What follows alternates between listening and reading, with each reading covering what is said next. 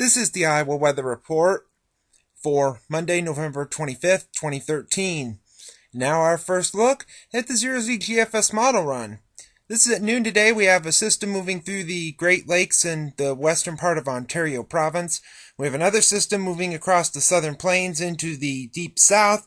And that's been producing a lot of wintry and interesting weather down there. We'll continue to do so around eastern Texas, Oklahoma, around the Arklatex.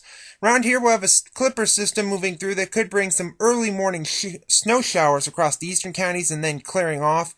And then cooling down here on Tuesday. Highs today will be in the 30s. Tuesday, they'll be struggling to the low to mid 20s with a northerly wind chills down in the single digits to low teens. It'll be sunny though on Tuesday. Wednesday, same story, maybe a tad warmer, mid 20s, maybe upper 20s. But if you're traveling on Wednesday, the east and northeast are going to be socked with rain on the coast, snow in the interior, and that moves up into eastern Canada on Thursday on Thanksgiving. We could see some lake effect off Superior and Michigan and maybe Huron and Erie. Otherwise, the next system coming in will affect the Southern California coast on Friday. Maybe a few showers in Florida, but here the temperatures will start to moderate back into the 30s to maybe near 40 on Black Friday.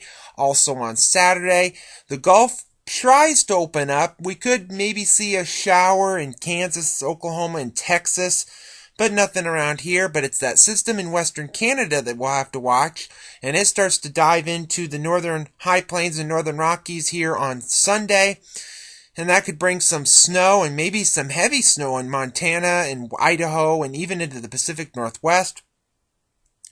And even here next Monday, a piece of that comes shooting off into the Great Lakes. Another hangs back over the Pacific North and West. Ridge tries to form over Alaska and the Yukon, and with that, that's going to take that air and just dump it to the southeast. Some snow possible in the Great Lakes, some snow in Montana, maybe even the coastal regions in Washington and Oregon as well. We'll have to see.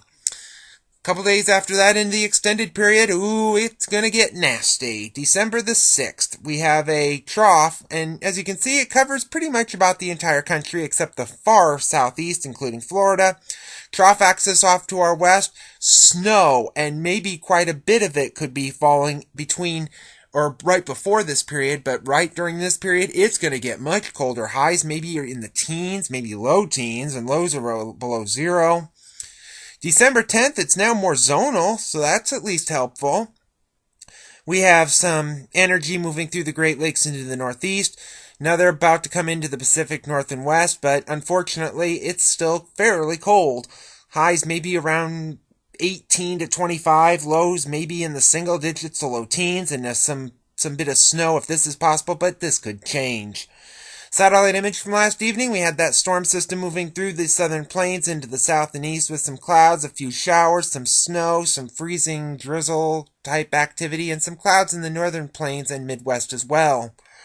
The watch warning map from last evening, we had some winter weather advisories across Texas, Oklahoma, Arkansas, Louisiana, and western Mississippi, some winter storm warnings around Texarkana and over in New Mexico and southwestern Colorado as well.